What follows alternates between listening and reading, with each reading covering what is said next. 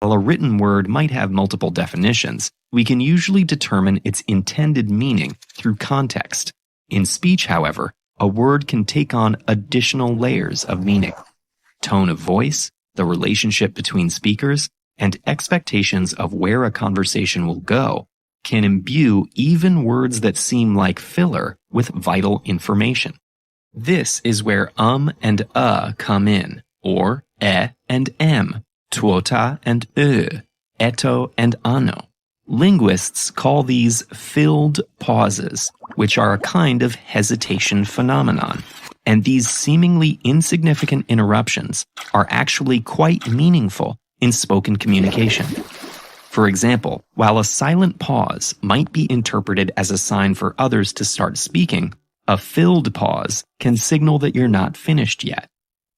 Hesitation phenomena can buy time for your speech to catch up with your thoughts, or to fish out the right word for a situation. And they don't just benefit the speaker. A filled pause lets your listeners know an important word is on the way. Linguists have even found that people are more likely to remember a word if it comes.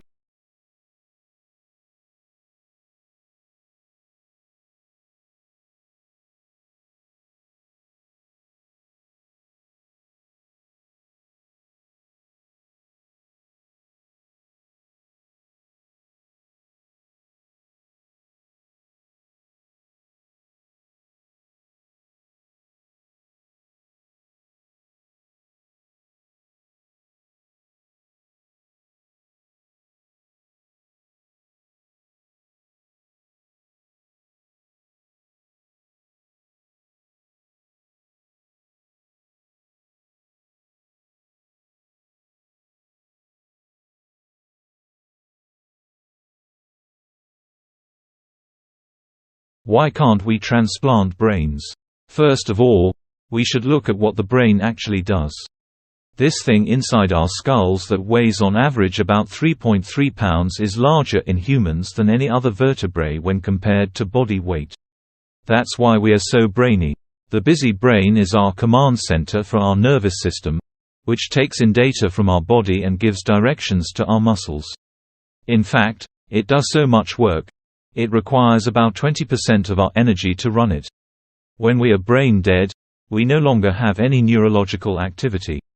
With the help of machines, we can be kept alive for a short time, but within a week, the body will not be able to function.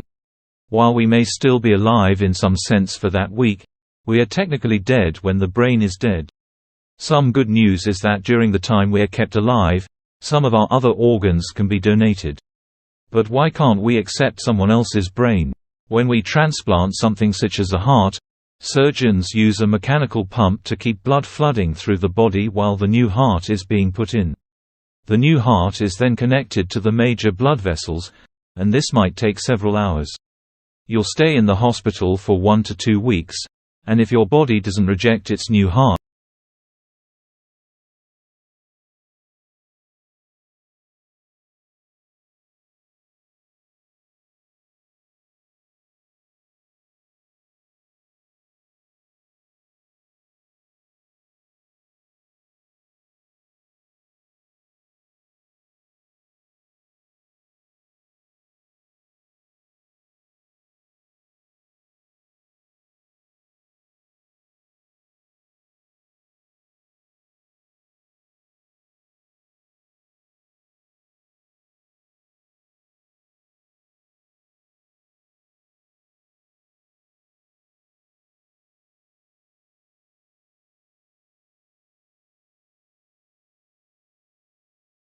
we've all heard the phrase, laughter is the best medicine. But why do we laugh in the first place? It seems that laughing might be a little more hardwired into us than you might think. Infants laugh very early in life, usually learning how to laugh before they can speak. Not only that, but people that are born blind and deaf can still exhibit laughter. One study found that the laughter produced from deaf participants was fundamentally similar to that produced by normally hearing individuals, backing up the idea that laughter is grounded in human biology. It's also been theorized that laughter predates human speech by potentially millions of years, being a simpler form of communication. Laughter is thought to have likely helped earlier people negotiate group dynamics and establish hierarchy. I can't even imagine trying to explain that I'm a little goofball using only laughter. So if laughter actually is instinctually part of humans, then why do people laugh? It seems like laughter is more of a way for people to better handle stress and make situations feel less threatening than laughter only being about things that we find to be funny.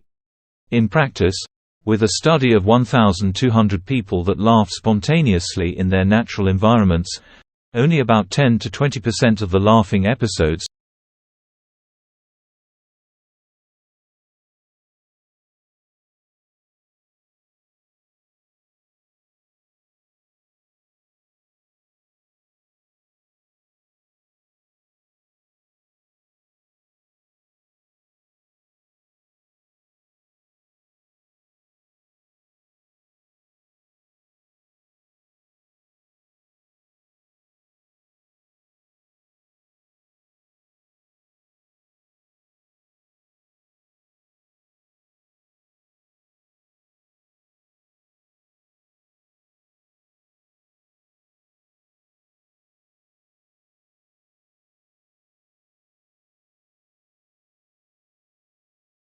For too long, discussions about climate change have been about sacrifice. I am here to tell you that climate solutions actually make a better city and a better quality of life for everyone. This is only the first of 5 lessons we have learned on our journey to become an emission-free city. And I think these lessons can be applied almost anywhere. So I like to share them. So lesson number 1, confronting climate change is about creating better cities and better quality of life for everyone, including those kids in the kindergarten, that don't have to share their days with noisy excavators. The second lesson is about being ambitious.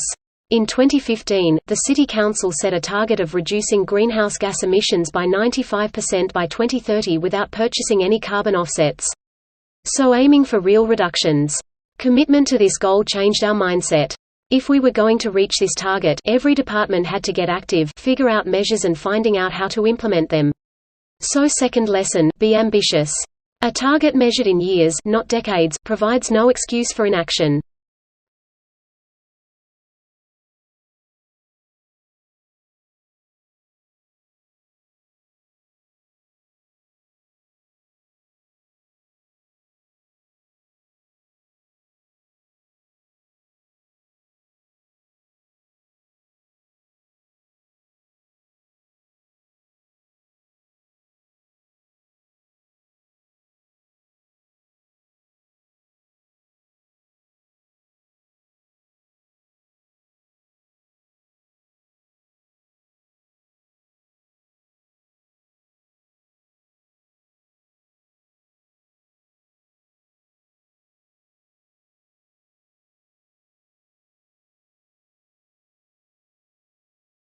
Most of us know about an asteroid hitting the Earth and wiping out the dinosaurs, but most people don't know that the Earth nearly got devastated by a large igneous province that formed in Siberia 250 million years ago.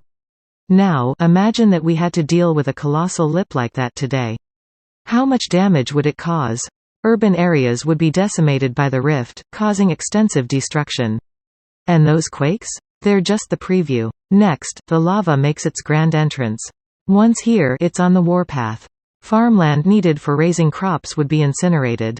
Bodies of water like lakes, streams and rivers would be vaporized if there was enough lava. And depending on how fast the lava flows, endangered species would be wiped out if they couldn't relocate in time. It would also devastate the economy.